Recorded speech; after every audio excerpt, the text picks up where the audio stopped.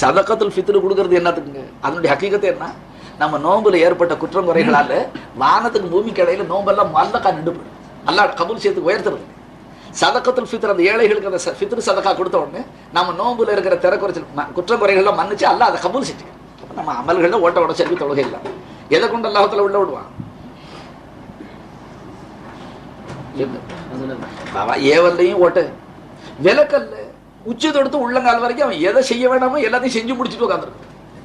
செய்யாத பாவம் ஒன்று பாக்கி இருக்கிற மாதிரி உங்களுக்கு தெரியுதா? எனக்கு தெரியல பாவா, எல்லாம் செஞ்சு முடிச்ச மாதிரி தெரியுது. அப்ப இந்த நிலையில எப்படி சொர்க்கத்துக்கு ஆசைப்படுறோம்? எதை வச்சு கொடுத்தா கொடுப்பான்ல? இந்த ஈமானுக்காக கொடுப்பான். அதனால தான் லா இலாஹ இல்லல்லாஹ் சொன்னவன் சொர்க்கத்துக்கு போவாடு அருமனாக திட்டவட்டமா சொல்லிவிட்டான். பை செஞ்ச குத்தத்துக்காக கருணை கடலாம் நீதவன். ஒரு குறிப்பிட்ட காலம் உன்னை தண்டிச்சான்னு சொன்னா அது அநீதினு சொல்ல முடியாது. அல்லாஹ்வுக்கு பூரண உரிமை இருக்கு.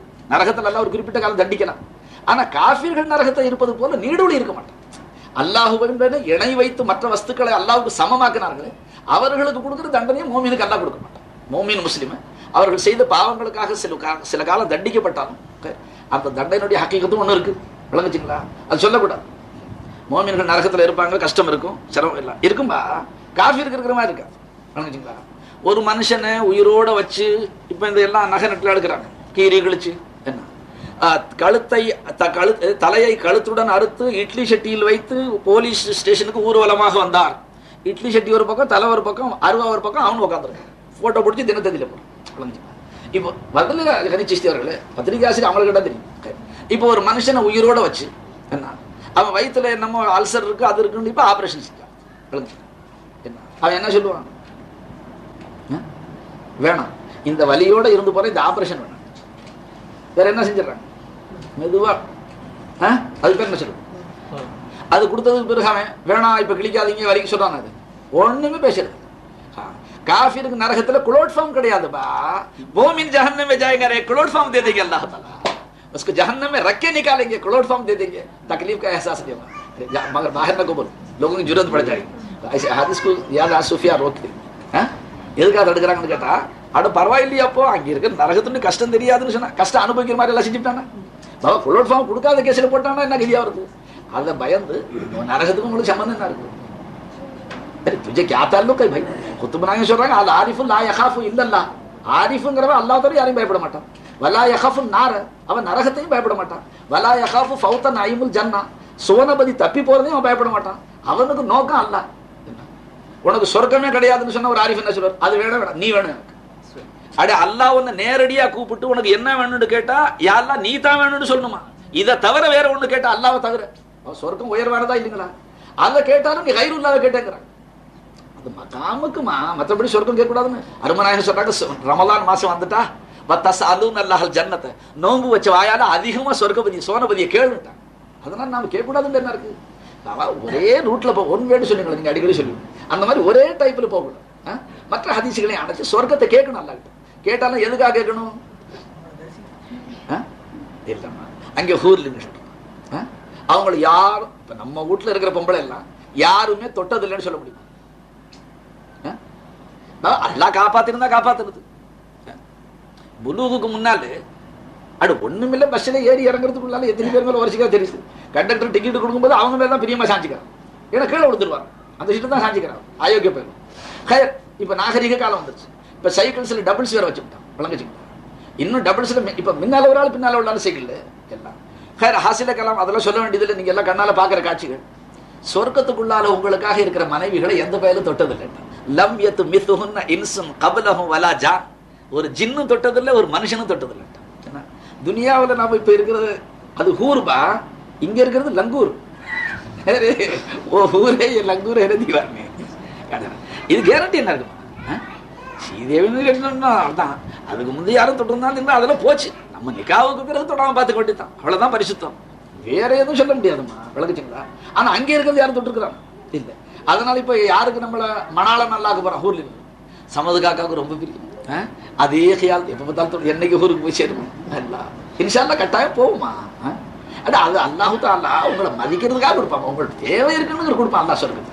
வேற பஞ்சனைகள் இப்ப பாயில் இல்லாம படுத்து கிடக்கிறோம், அங்கே பஞ்சனைகள், பட்டாடைகள், சாய்மானங்கள், முத்தக்கிவன் அலல் அராய்க்கு கேட்காதீங்க. ஒரு இங்க கார் வாங்கி தேன் வாங்க முடியல, அப்படியே வாங்கினாலும் வெள்ளப்பா மேலே பார்த்தா ஃபினிஷிங்லாம் அழகா இருக்கு. கூர்கு ஹனின்னு போடணும். கூர்கு ஹனி திறந்து பார்த்தா கருப்பட்டிச்சார். என்ன கலப்படம் இல்லாத சுத்த தேன். மதராசரி ஒரு இடத்துல சுத்த தேன் கொடுக்குறான்னு பார்த்தா கீழே உறைஞ்சி சீனி நிற்கும். அதனால சொர்க்கத்துக்குள்ளால கலப்படம் இருக்கு. வானஹாரு மின் அசலின் முசஃபா, சுத்தமான தேன் ஆறு ஓடுதுட்டான். இப்ப 6 ரூபாய்க்கு தேனை நக்க வேண்டியதா இருக்கு. விளங்குச்சிங்களா? தொண்டைக்கு உள்ளே இறங்க மாட்டேங்குது. அங்கே தேன் ஆறே இருக்கு முக்குழி. அதனால அதே சிந்தனையில் அங்கே ஆப்பிள் இருக்கான், சாத்துக்குடி இருக்கான், திராட்சைப்பழம் இருக்கான். சுவர்க்கத்துல ஒரு திராட்சைப்பழம் இருக்குங்களே, ஒரு திராட்சைப்பழம் அது எவ்வளவு பெருசுன்னு கேட்டா ஒரு வாளி சாறு இருக்குமா. ஒரு திராட்சைப்பழத்துலமா ஒரு வாளி சாறு இருக்குமா, அவ்வளவு ஒரு ரசம் இருக்கும் அதுக்குள்ளால. விளங்குங்களா? சுவர்க்கத்துக்குள்ளால இருக்கிற ஒரு பேரிச்சம்பழம் 12 முழம் நீளம் இருக்கும். ஒரு பேரிச்சம்பழம் 12 முழம் நீளம். விளங்குச்சுங்களா? அப்ப அங்கே அல்லாஹு தாலா மரத்துக்கு தாழ்ந்த கனி இருக்கணும். இங்க விசேஷமா அல்லா வச்சிருக்கிறான். அல்லா அது உழுந்துட்டா என்ன அதுக்குள்ள சமதுக்கு பயம். அதெல்லாம் ஒண்ணும் இல்லப்பா. சொர்க்கத்துல ஹூர்லீன்களும் எல்லாம் அதிகமா கொடுப்போம். இங்க துனியாவில தான் ஒரு பெஞ்சாதி கட்டதுக்கு பிறகு இன்னொரு பொண்ணு கட்டிக்கிறேன்னா என்ன சொல்றாவ? அனுமதி கொடுக்கல. என்ன சொல்ற? நான் ஏகபோகமா ராணியா இருக்கும். வேற சக்கலாத்தையும் வரக்கூடாது. வேற மாப்பிள்ளைக்கு அவளே என்ன கற்றுக் கொடுக்குறான்? ரொம்ப ஆசையாக இருந்தால் பம்பாய்க்கு போங்க, அங்கே டேஞ்சர் பகுதி, சிவப்பு விளக்கு பகுதின்னு இருக்கான். அப்படியே 2 நாளைக்கு போயிட்டு அப்படி சுற்றிட்டு வந்துருக்கு. ஏன்னா ஜினா செஞ்சு நீ நரகத்தில் போனாலும் போ, எனக்கு சக்கலாத்தையும் வரக்கூடாதுங்கிறான். எப்படி பொம்பளை வீட்டில் வச்சிருக்கிற பாரு. முற்காலத்து சீதைகள் இப்படி இருப்பாங்க. நீ ஜினா செஞ்சுவிட்டு மறுபடியும் ஏன் கூட படுக்க விட மாட்டேன். தேவையா இருந்தா ஹலாலா இன்னும் 2 நிக்கா செஞ்சுக்க. அவளுக்கு பேரு பொம்பளைன்னு சொல்றது. அதனாலதான் இப்ப இருக்கிறது லங்கூர். லங்கூர் பந்தருக்கு 10 பேர், குரங்குக்கு சொல்றது லங்கூர்.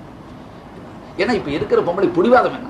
அடி அல்லா குரான்ல 2 மஸ்னாவ சுலாசவ ரூபா அல்லா சொல்லி இருக்கிறான். அவன் இருக்காரு சேர காஃபிரா போயிடும், இப்பயும் மன போயிடும். அதனால அவளை சான்ஸ் கொடுக்கூடாது. கேட்காம செஞ்சுக்கணும். முடிச்சா தேவை. இப்ப தேவையா?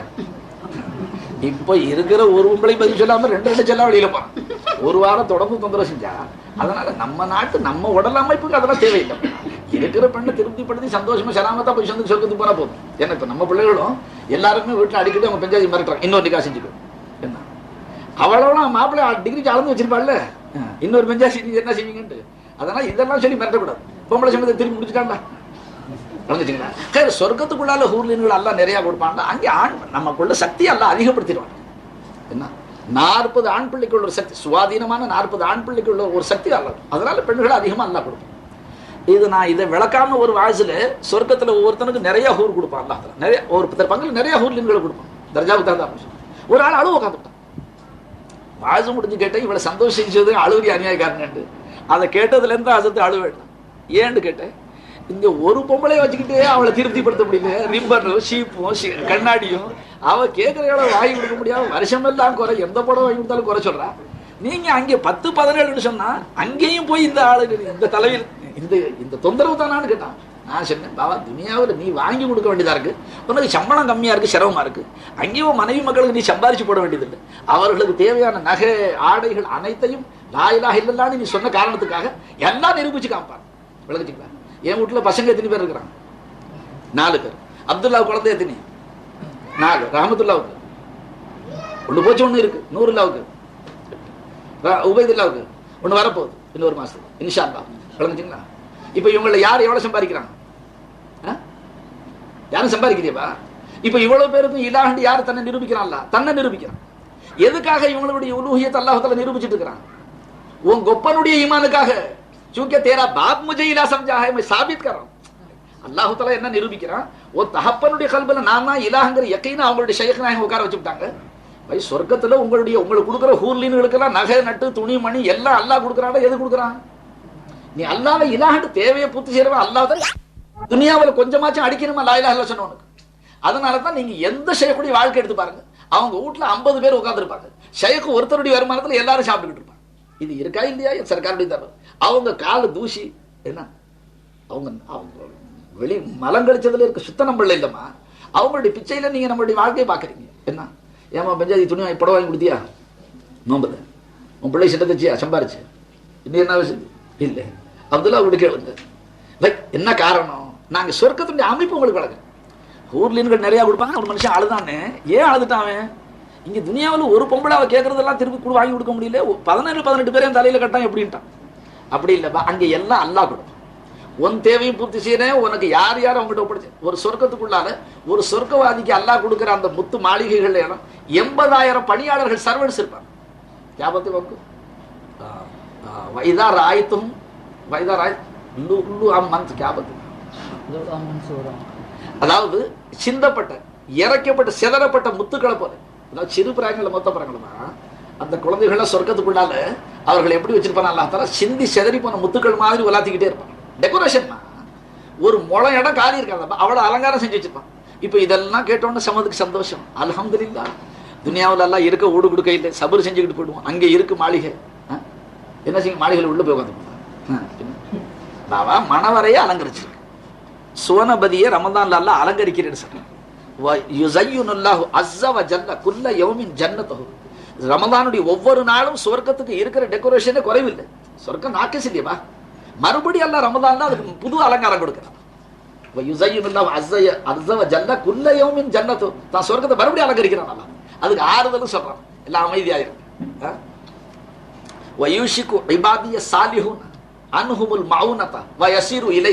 துனியாவில் என்ன அடியார்கள் துனியாவுடைய தொல்லைகள் எல்லாம் விட்டொழிச்சு ஒரு அளவில் வந்து சேரக்கூடிய நேரம் சமீபமா இருக்கு.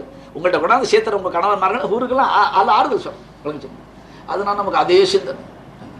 ஆரிஃப் சொர்க்கத்தில் போன உடனே முகத்தை திருப்பிக்கணும். யாரை பார்த்தாலும் மோலா நீ எங்கே, துனியாவில் நான் ஒன்ன பார்க்காம இருக்க முடியல, இங்க வந்து துனியாவில் கல்பு கண்ணால பார்த்தேன். உன்னுடைய அருமை நபி அவர்கள் இந்த கண்ணுக்கு ஒன்ன காட்டுவேன்னு சொன்னாங்க. இங்க வந்து ஆப்பிளையும் சாத்துக்குடியும் பஞ்சனையும் பட்டாடையும் ஹூர்லிகளை காட்டுறேன், நீ எங்க கண்ணை முடிக்க வர. அல்லாஹ் खुद को बताया तो छोड़ता रहे उन्हें, அல்லாஹ் अपने को बताया. அதனால ஹதீஸ்ல வந்து இன்ன ஃபில் ஜன்னதி ஜன்னத்துன், சொர்க்கத்துக்குள்ளால ஒரு சொர்க்கம் இருக்கு. अरे पार्ट ऑफ जन्नत है भाई சொர்க்கத்துக்குள்ளால இன்ன ஃபில் ஜன்னதி ஜன்னத்துன் லைஸ ஃபீஹா ஹூரு வலா குசூர், वहां हूर भी नहीं कुसूर भी नहीं. फिर क्या है, यतजल्ला रब्बुना लाहिकन. अरे उठा के पढ़ के देखा, अल्लाह को लिहिक भी है. यतजल्ला रब्बुना लाहिकन, अल्लाह पुनसिरित वण्णமாக காட்சி அளிப்பானா சொர்க்கத்துக்குள்ளால ஒரு சொர்க்கத்துல. अल्लाह में हंसे जिस्म है वो मजहूल है भाई, सिफत बयान नहीं कर. ஏன்னா ஹதீஸ்லயே அந்த சிஃபத் மஜ்ஹூலா क्यों, मजहूलனா மறைக்கப்பட்ட.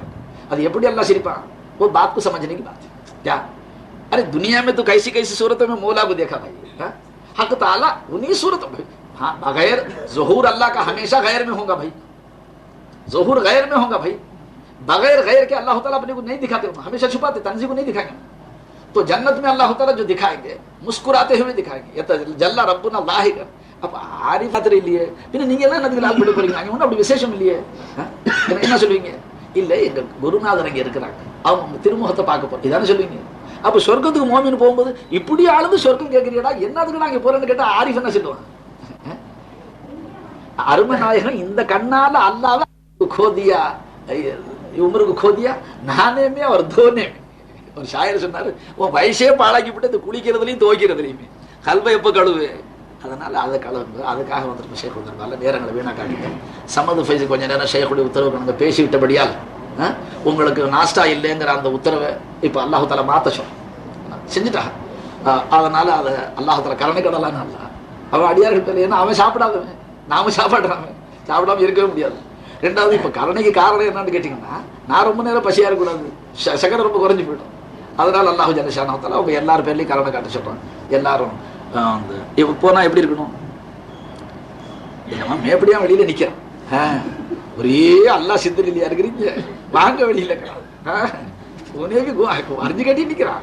இப்போ நீங்கள் எப்படி போகணும், முஜாஹிதா இங்கே எப்படி அல்லா சிந்தனையில் இருக்கிறோம். கொஞ்சம் மறதி வரதான் செய்யுமா, எந்திரிச்சு போனால் மறதி வரும், மாற்றி மாற்றி ஆவப்படுத்தினா கொஞ்சம் கொஞ்சம் இடையில அல்லாவுடைய சிந்தனை மறதி வந்துட்டா மகஃபிரத் எல்லாம் கொஞ்சம் நேரம் நம்ம மறந்துட்டு மன்னிச்சுக்கலாம், மறுபடியும் 4 சுவாசம் இதுக்கு ஃபிக்ர் ஈடுபடணும். அடுத்த பீரியட் இன்ஷா அல்லாஹ் அறிவிக்கப்படும். மேனேஜர் இஷ்டம் போல் ப்ரோக்ராம் நிர்ணயிக்கணும்.